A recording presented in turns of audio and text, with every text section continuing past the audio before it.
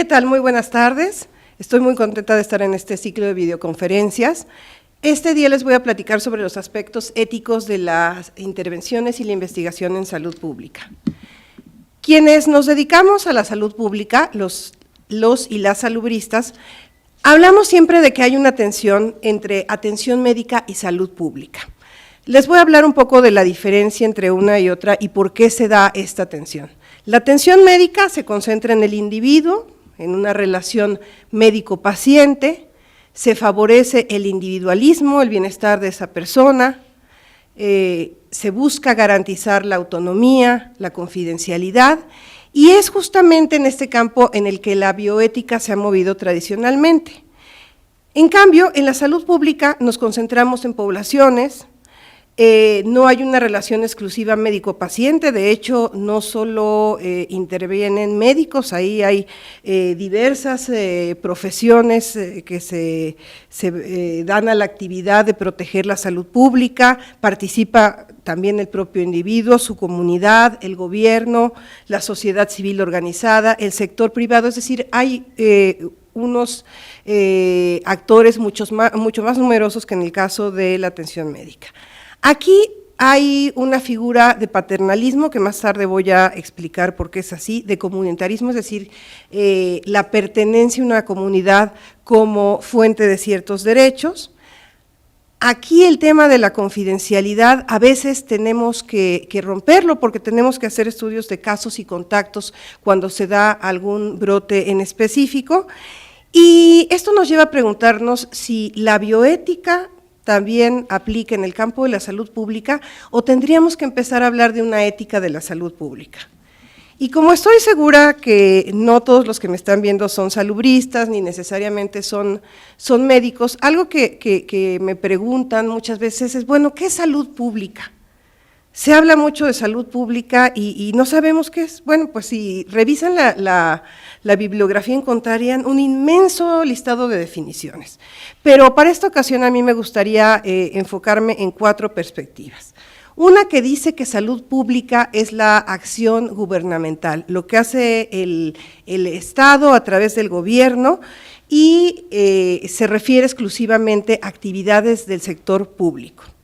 Una segunda perspectiva es la que ve a la salud pública como una serie de actividades que incluyen, además de la participación del gobierno, como en la perspectiva anterior, la intervención del público, es decir, el Estado trabajando con la comunidad organizada.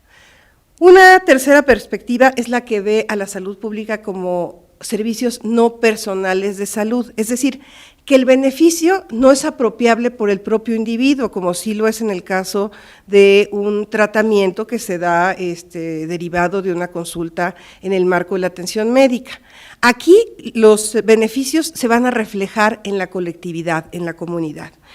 Y el cuarto, que seguramente lo habrán escuchado muchas veces, este concepto en las noticias, el problema de salud pública, pues es un concepto que se utiliza para hablar de padecimientos de alta incidencia o peligrosidad. Lo cierto es que ninguna de estas 4 perspectivas por sí misma nos sirve para lo que vamos a platicar el día de hoy. Entonces les quiero compartir un concepto de salud pública que trabajamos el doctor Roberto Tapia Conger y yo, y lo tuvimos que trabajar porque así como yo les decía que veíamos que había tal vez una tensión entre atención médica y salud pública, esa tensión y tal vez el privilegiar a la atención médica sobre la salud pública, lo encontramos también en la legislación. Resulta que en la Ley General de Salud no hay una definición. La Ley General de Salud dice que hay servicios de atención médica, que hay servicios de asistencia social y que hay servicios de salud pública. Los 2 primeros los define claramente. Salud pública no, entonces nos encontramos con que hay gente que dice, bueno, todo lo que no sea atención médica o asistencia social es salud pública. Pero bueno, eso tiene que ver más con entonces hacer un listado, y no necesariamente, porque ahí encontramos intervenciones que son, sin lugar a dudas, de atención médica.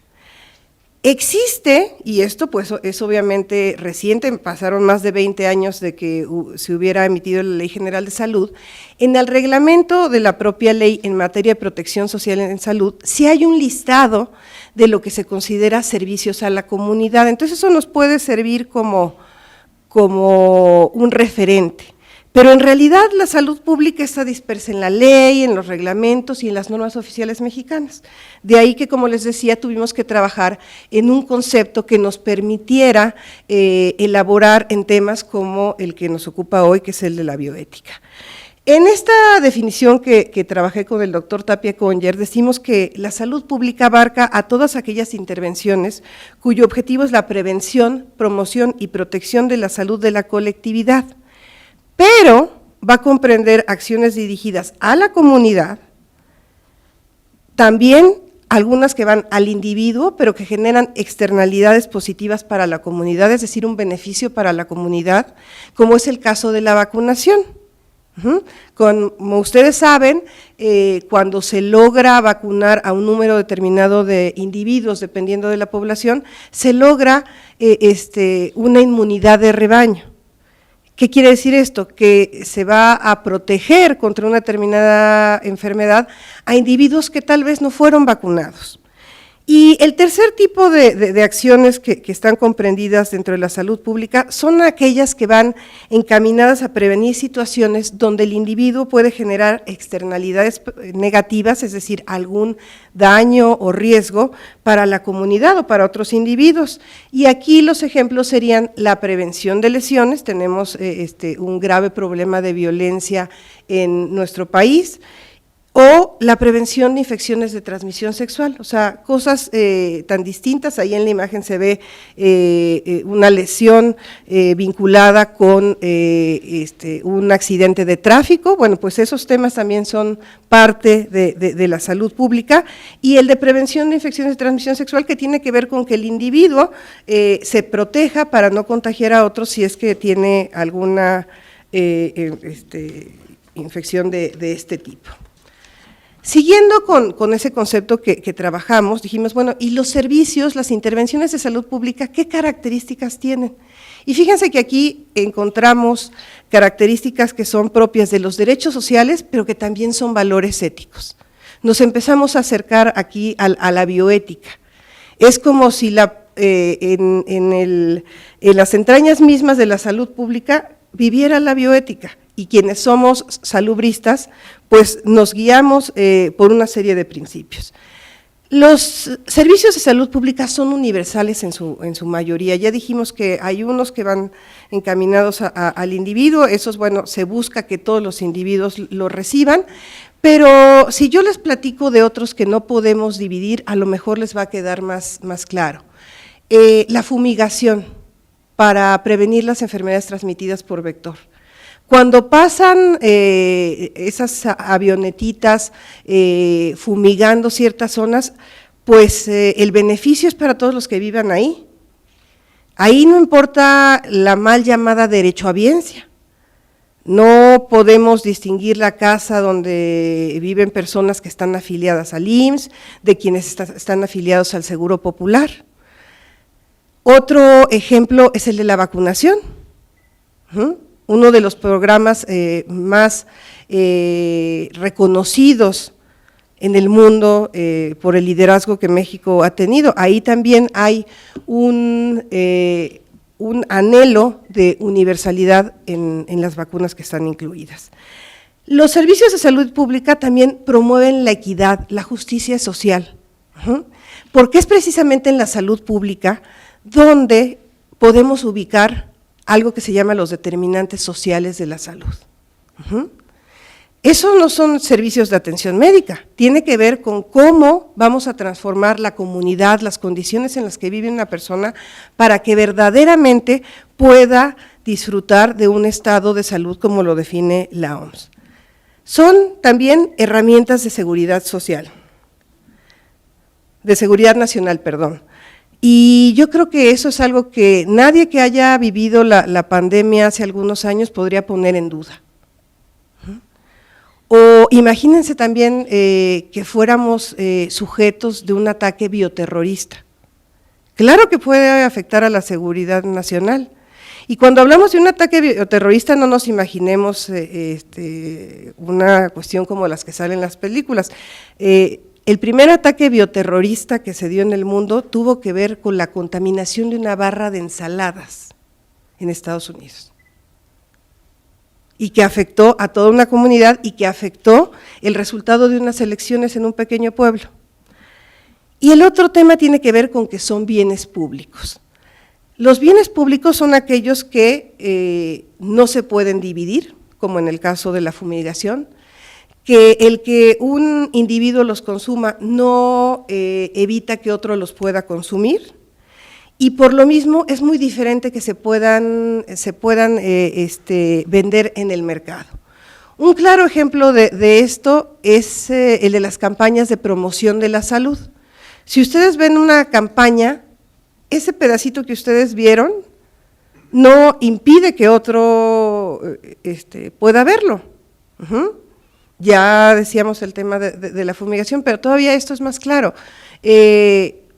¿Ustedes pagarían por su pedazo de campaña de promoción de la salud?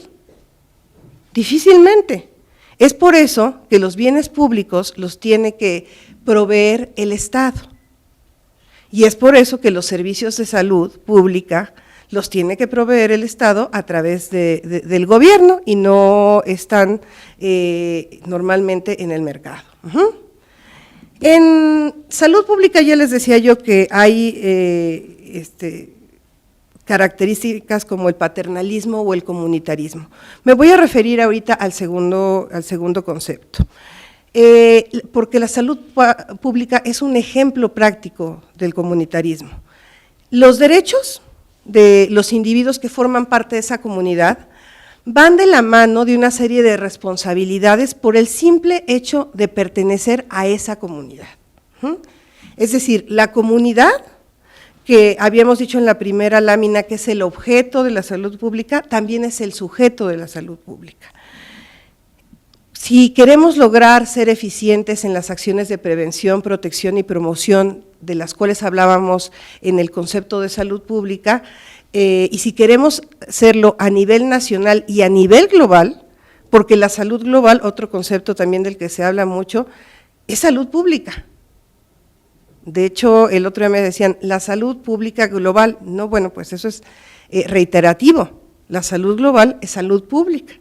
Bueno, si queremos lograr éxitos a esos niveles, pues requerimos que participen el Estado o los estados, si estamos hablando de salud global, las comunidades, las organizaciones o los individuos. Y algo muy importante, en ocasiones, por proteger la salud pública, nos vamos a ver obligados a interferir en la autonomía, en los derechos del individuo, para asegurar la salud a nivel poblacional. Y es ahí donde se materializa una especie de paternalismo del Estado aparejado a la salud pública. Y aquí quiero hacer una distinción. ¿Dónde nos puede ayudar más la bioética o la ética en la salud pública? ¿En la investigación o en las intervenciones? ¿O necesitaremos una ética para cada cual? Esta pregunta no es nueva, no se me ocurrió a mí, muchos se la han hecho a lo largo de los años. Hay por ahí un artículo muy interesante del doctor Lolas que habla sobre esto, pero creo que es muy pertinente repetirla hoy aquí.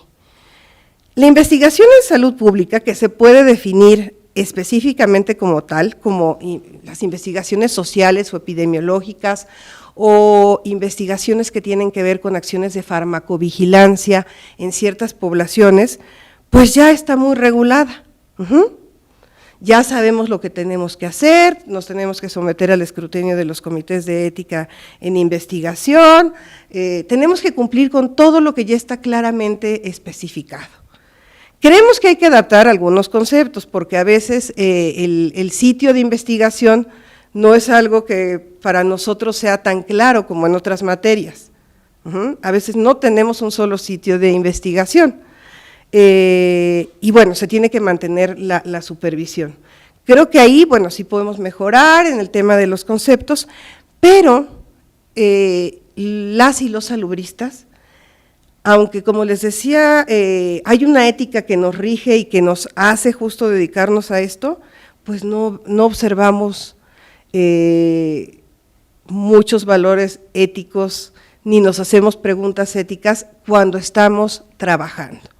Y ahí es donde creo que nos podemos beneficiar más de la bioética, de un acercamiento.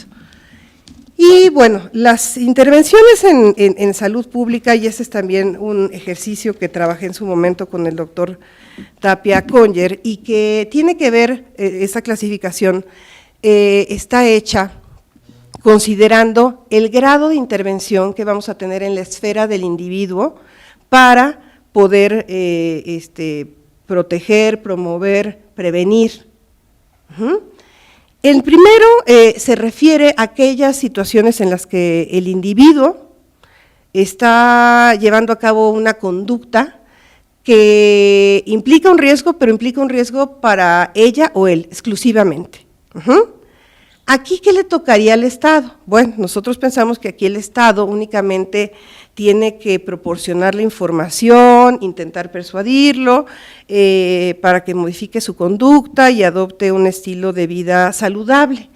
Y ustedes podrían decir, bueno, pero pues si nada más está haciendo daño a sí mismo, ¿por qué interviene de todas maneras, aunque sea de esta manera, digamos, tan suave el Estado? Bueno, porque si esa persona se hace daño y termina siendo atendido por los servicios de salud públicos, nos cuesta a todos. Entonces, esa es la justificación. Entonces, aquí, bueno, pues la idea es, como les decía, persuadirlo, incentivarlo a que modifique su conducta y adopte un estilo de vida saludable.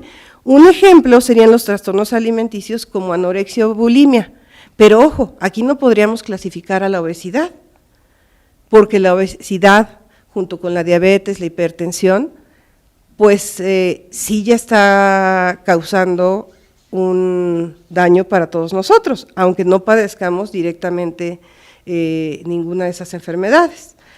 Aquí la principal estrategia, como les decía yo, es la persuasión. La persuasión a través de la promoción de la salud o de la comunicación en salud, que es todavía una forma más moderna de verlo. Pero entonces la autonomía, nada más le damos la información y la persona que decida. No, la autonomía es básica cuando hablamos de bioética. Entonces es aquí donde empiezan las preguntas que nos tendríamos que estar haciendo y que no siempre nos hacemos. El segundo tipo de intervención ya se da cuando el individuo, bueno, pues se está poniendo en riesgo, pero también pone en riesgo a otros, a la comunidad en sí misma, ¿no? Aquí el Estado va a contar con estrategias de persuasión adicionales a la información, como puede ser la de regular determinada conducta, establecer sanciones, impuestos o hasta prohibiciones encaminadas a desincentivar el consumo de un bien. Aquí el ejemplo más claro pues es el del consumo de tabaco, donde pues se hizo una ley específica que ve desde el tema de los impuestos hasta los espacios libres de humo de tabaco, las presentaciones, las leyendas de advertencia, toda una serie de medidas que van encaminadas a desincentivar el consumo de tabaco. O más recientemente, el impuesto especial para productos y servicios que se puso a las bebidas con azúcar adicionada, para intentar que la gente consuma menos refrescos, porque sabemos que es uno de los agentes causales del problema tan grave de sobrepeso, obesidad, diabetes, hipertensión que tenemos en el país. Bueno, pero aquí otra vez tendríamos que preguntarnos, ¿y la libre decisión del individuo, su autonomía? O sea, ¿podemos castigar a alguien? Pues hay castigo para el que violente un espacio libre de humo. Pero, ¿qué pasa con una persona que tiene obesidad? Ya le dimos la información, a lo mejor le estamos dando tratamiento y la persona no baja.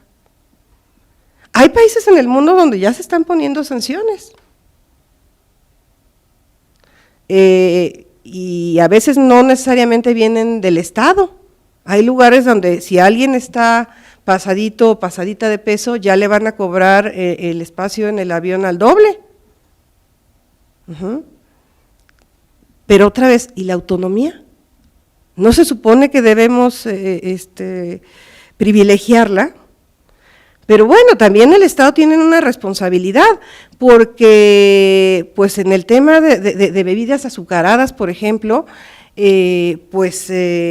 ahí podemos decir que gran parte del consumo que se da es porque no se tiene acceso a agua potable.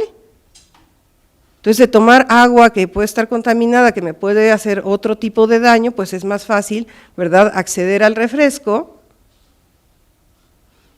y consumirlo, porque el Estado no ha hecho su tarea en la parte de determinantes sociales de la salud. O todo el tema que tiene que ver con la publicidad dirigida hacia niños, donde se ha hecho un gran trabajo, pero todavía no es suficiente, todavía se sigue sometiendo a los niños a un ambiente obesigénico, donde lo cierto es que aunque les demos información, pues van a tener pocas probabilidades de tomar sus propias decisiones. El tercer tipo de intervenciones se refieren a riesgos para la colectividad, ya no el individuo, que van a provenir de factores ambientales sobre los cuales la colectividad o el individuo no tienen control alguno, y se van a presentar en situaciones de rutina y en situaciones de emergencia. ¿Qué pasa aquí? Bueno, pues el Estado va a instrumentar acciones para prevenir y controlar enfermedades, incluso aquellas que se generan a partir de las condiciones del medio ambiente, como la contaminación, y va a regular o establecer prohibiciones para proteger contra riesgos sanitarios. O sea, aquí entran temas tan diversos como la vigilancia epidemiológica, el monitoreo de la presencia de ciertas enfermedades, el establecer un monitoreo generalizado, un monitoreo centinela para ver si tenemos presencia de alguna enfermedad, pero también va a estar incluida la vacunación, va a estar también dentro de la vigilancia epidemiológica aquello de lo que les hablaba al principio, el estudio de casos y contactos. Tenemos que, cuando hay un brote, tenemos que trabajar para encontrar al caso cero, al caso índice. ¿Y cómo lo hacemos? Pues sabiendo, investigando con quién estuvo en contacto esa persona. Y entonces el tema de la confidencialidad a veces pues desaparece, ¿no? Aquí también entra el control sanitario de medicamentos, pero no solo de medicamentos, los alimentos. Hay un reglamento de control sanitario de productos y servicios donde vienen disposiciones para lo que ustedes imaginen, carne, pescado, bebidas. Todo eso que nosotros no podemos saber porque no necesariamente tenemos el entrenamiento para determinar si algo nos puede o no hacer daño. Y les decía, bueno, pues aquí está el tema de la confidencialidad que pasa en vigilancia epidemiológica. Si es una investigación que involucra vigilancia epidemiológica, pues tiene que haber pasado por las autorizaciones. Pero a veces les pregunto a mis compañeros, oigan, ¿y tomaron muestras? ¿Pidieron el consentimiento informado? ¿No? Y aquí una atención que si se da una atención con atención médica con toda la razón. En atención médica, quienes se dedican a atención médica saben perfectamente que tienen que pedir para todo consentimiento informado. Y más vale que lo pidan bien, porque me ha tocado ver muchos casos que han llegado a tribunales, incluso a la Suprema Corte, porque no se solicitó adecuadamente un consentimiento informado. Y en cambio, en salud pública, pues no, y además, esa muestra que se tomó se puede someter a distintos procesos. Uno puede ser para determinar si efectivamente es un caso confirmado. Puede ser un caso sospechoso, mandamos al laboratorio de referencia y nos damos cuenta que es un caso confirmado. Pero ¿qué tal si después utilizamos esa muestra para ver el genoma del virus? le tendríamos que volver a pedir a esa persona su autorización, ¿no? Y bueno, lo cierto es que no lo estamos haciendo. El cuarto tipo de intervenciones se refiere a riesgos para la colectividad que provienen de un agente infeccioso o un fenómeno de la naturaleza respecto al cual el Estado no puede tener control alguno. Y aquí se dan casos de emergencia y de urgencia. ¿Cuál es la diferencia? La emergencia ocurre sin que podamos tener ningún tipo de aviso, de alerta temprana de que va a ocurrir. Y en la urgencia sí la tenemos y podemos establecer ciertas medidas.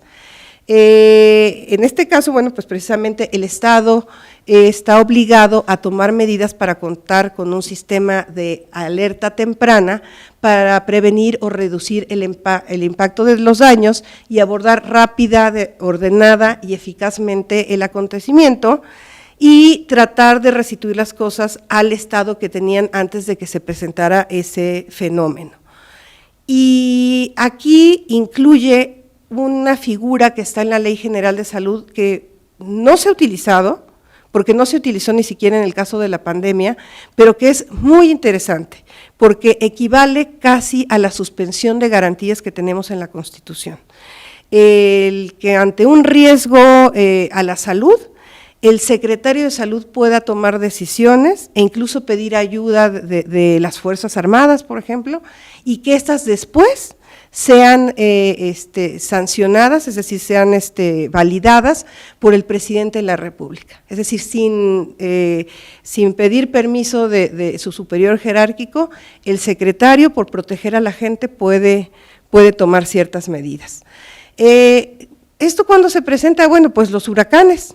Con los huracanes sí podemos saber que van a llegar. Es más, sabemos que van a llegar, podemos ir siguiendo su trayectoria y preparar las cosas por lo menos con unos días de anticipación, y para eso tenemos lo que se llama comités, el Comité Nacional de Seguridad en Salud y los comités estatales que trabajan juntos pues para que se establezcan albergues antes de que llegue el huracán o la tormenta tropical, que el menor número de personas mueran, y después van a tener también ciertas acciones para evitar que una vez que el fenómeno ha pasado, que se han producido inundaciones o algún otro tipo de problemas, la gente se enferme, y ahí otra vez pues se toman muestras. Y muestras de sangre o muestras de materia fecal. Y en la emergencia, si ya decíamos que en la vigilancia epidemiológica de rutina no se hace, ¿ustedes creen que en la emergencia se pide consentimiento informado? ¿No? Entonces, ¿se debería pedir? Yo creo que sí. Yo creo que sí.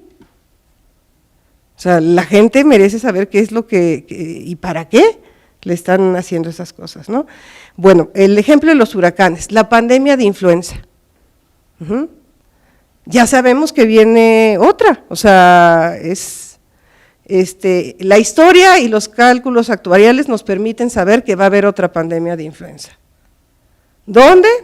No sabemos, la última ocasión nos sorprendió siendo aquí, pero hay que tomar medidas para prepararse, como se tomaron en su momento, haciendo una reserva estratégica de medicamentos o teniendo ciertos equipos especiales. Hay que estar listos. O los sismos, ahí tenemos el sistema de alerta, pues solo nos da unos cuantos segundos, pero también tienen que intervenir las autoridades de salud pública. Y aquí es donde se dice, bueno, este es el mayor ejemplo de paternalismo. Y muchos autores han dicho que aquí sí está justificado por las situaciones que se han dado, pero ¿sí está justificado siempre? ¿O tendríamos que tener algunos criterios? Normal Alliance por ahí tiene algunos criterios, después del 9/11 en algunos países establecieron también ciertos criterios que se tenían que cumplir para que las agencias de preparación y respuesta pues actuaran. Nosotros no los tenemos tan claros. La Ley General de Salud incluye una serie de medidas de seguridad que van desde la vacunación de personas hasta clausurar un lugar o la cuarentena. Y pues lo que dice la propia ley sobre cómo se establecen estas medidas, pues no deja claro cómo se le va a decir a la persona. ¿Qué pasa, por ejemplo, se acordarán ustedes del síndrome respiratorio agudo severo, que hace algunos años afectó a algunos países del Oriente y a Canadá? En ese momento se estaba muy pendiente, la Secretaría de Salud estaba monitoreando todos los vuelos que llegaban de Canadá o que llegaban con alguna escala de Oriente para revisar si había algún pasajero o pasajera que tuviera los síntomas. ¿Se imaginan si se hubiera puesto el avión entero en cuarentena sin un procedimiento claro? Que estuviera fundamentado en principios éticos para las personas que se iban a tener que quedar ahí, además en mecanismos jurídicos que protegieran el que pues alguien tomara la decisión de que ese avión no iba a volar, y al no poder volar, pues se iba a generar un perjuicio financiero para la empresa, y luego capaz que resultaba que no era eso, que tenía una gripa muy fuerte. Entonces, pues de lo que les he platicado, yo creo que podemos encontrar que la ética, la bioética y la salud pública tienen retos que tenemos que enfrentar juntos y que tenemos que enfrentar ya. Tenemos que seguir afinando la ética en la investigación en salud pública. Eso que les digo que a veces nos cuesta un poco de trabajo explicarle a los comités, nunca nos ha tocado que no nos den, y me refiero a la Sociedad Mexicana de Salud Pública, desde donde hacemos investigación, nunca nos ha tocado que nos nieguen una autorización, pero siempre tenemos que llevar a cabo un proceso de comprensión mutua con los comités. Entonces hay que seguir afinando ahí los conceptos para que sea mucho más sencillo el proceso, y garanticemos que todo mundo se someta a las disposiciones, porque también habrá por ahí quien esté haciendo investigación creyendo que solo, aunque es muy clara la norma, cuando habla de investigaciones epidemiológicas, cuando habla de investigaciones en nuestro campo, habrá quien diga, pues a mí me parece que esto va más encaminado a atención médica y no tengo que pedir autorización. Entonces tendremos que seguir trabajando, y en eso pues nosotros podemos coadyuvar de que se observe al pie de la letra todo lo que se ha avanzado en regulación en materia de ética de la investigación.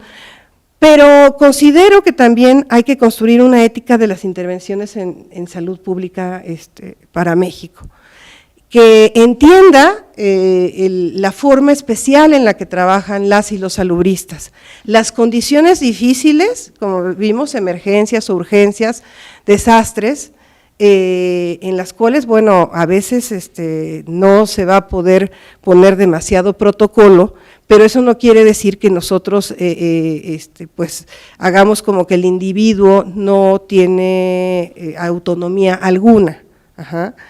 Entonces, hay que lograr un balance adecuado entre los derechos del individuo y la comunidad. especialmente ahora que la tecnología ha avanzado tanto que podemos hablar de algo que durante muchos años sonaba contrasentido, la salud pública personalizada. Con los avances de la genómica y gracias a los estudios poblacionales podemos saber que hay personas que en lo particular tienen riesgos mayores para desarrollar algún tipo de enfermedad o para que sufran cierto padecimiento.